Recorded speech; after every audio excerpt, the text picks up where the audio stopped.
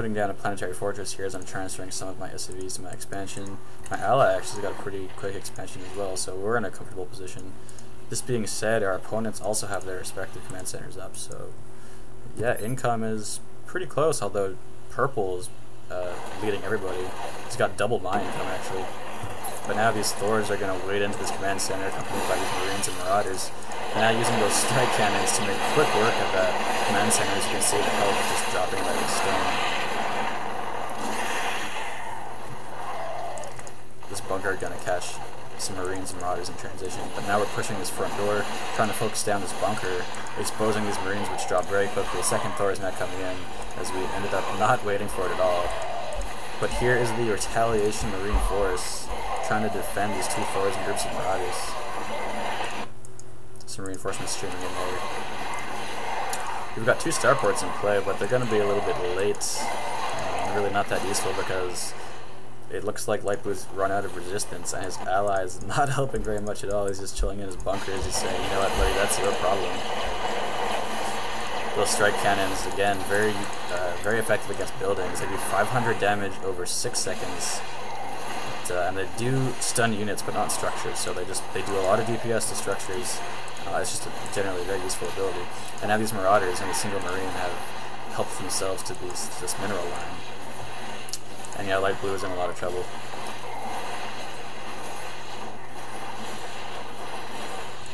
Could even be Teal. Light Blue or Teal, you guys be the judge, but regardless, he's left the game. So right now, we're just down to purple. We're going to move in onto purple's position and try to close this deal.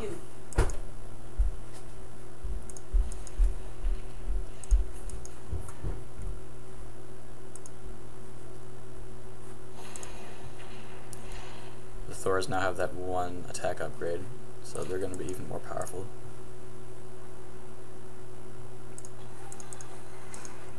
Purple actually making a relatively good call. He's got a lot of starports. And yeah, that's the fusion core animation, so we're probably going to be seeing some battlecruisers in play.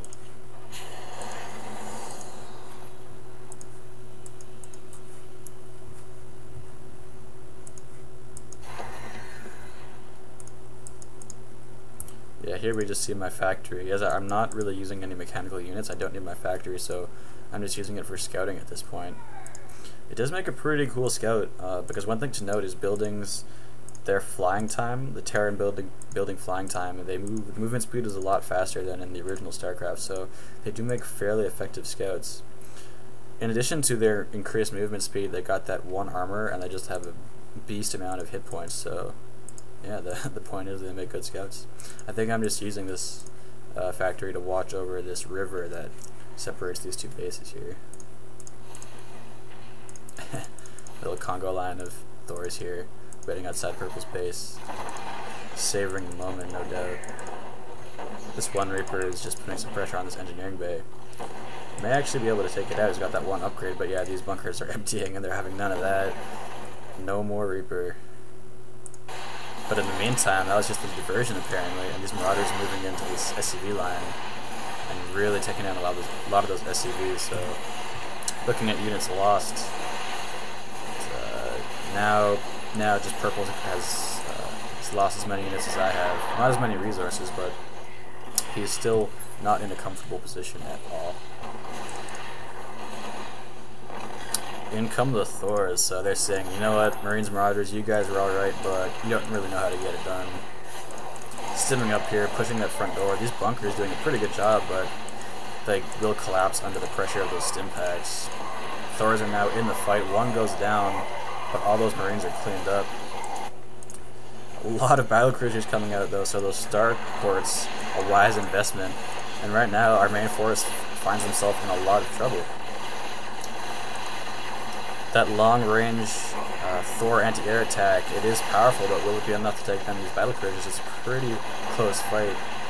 These Marauders saying to themselves, well, we can't attack air, so we're going to go rush the mineral line. They are going to be met with some additional bunkers, so wow, lots of bunkers from purple, or Carlos rather. These battlecruisers with their one attack upgrade are able to clean up all those Thors, so let there be no doubt who wins in a Thor versus battlecruiser matchup. This attack wasn't a total failure because you guys can note that we did clean up that one expansion there, and we have put a lot of damage on Purple's base just in general, and we managed to snipe a lot of SCVs as well. So I'm saying I guess I could make Vikings. I've got already one starport for medevacs with a reactor on it, so that can pump Vikings just as easily, which is what I'm doing. So I hope to make sure that this game is won with Viking use, as they are pretty good anti-air. Tons of mules coming down from Spliffy. And Purple is licking his wounds, he's repairing structures that need to be repaired, except for this factory, which is in danger of burning down. Doing a quick reposition of that starport.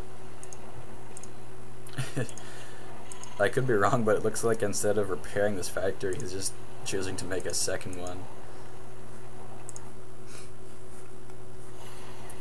So this is our main attack force now. We've got 2 Vikings watching overhead.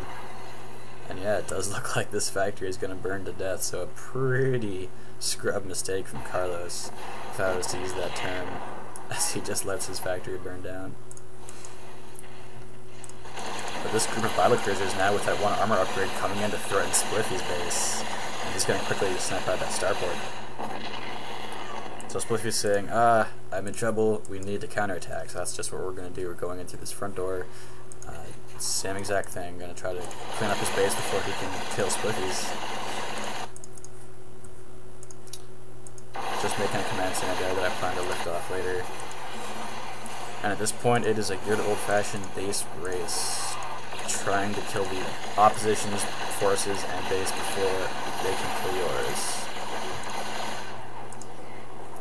So Spliffy doing what he can and lifting off the buildings that he wants to preserve.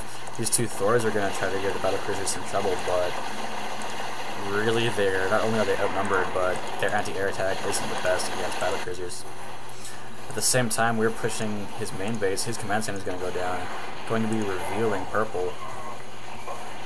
So we definitely have the lead here. Taking a look at production, Purple's not producing anything, whereas Blue is upgrading vehicle weapons, so he's going to get that second attack upgrade for those Thors.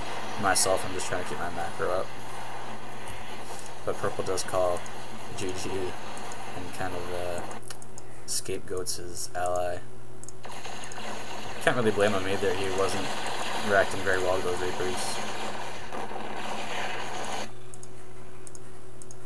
I need to be lifting off that command center now. Yeah, just lifting off now.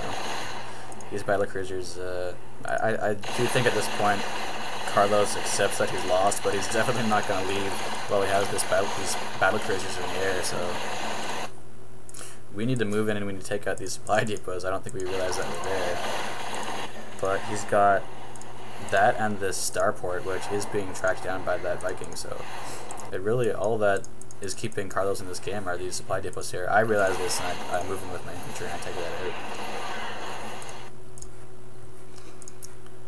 So these battlecruisers, without Yamato cannon, that's going to hurt his chances, but they're going to meet these Vikings. These Vikings need to pull back these missile turrets, definitely, if they want to survive, if they want to actually have a chance of defeating these ships. Missile turrets now are engaging, able to take down one battlecruiser as it explodes in the middle of the air. So the combined force of Vikings and missile turrets doing a decent job taking down at least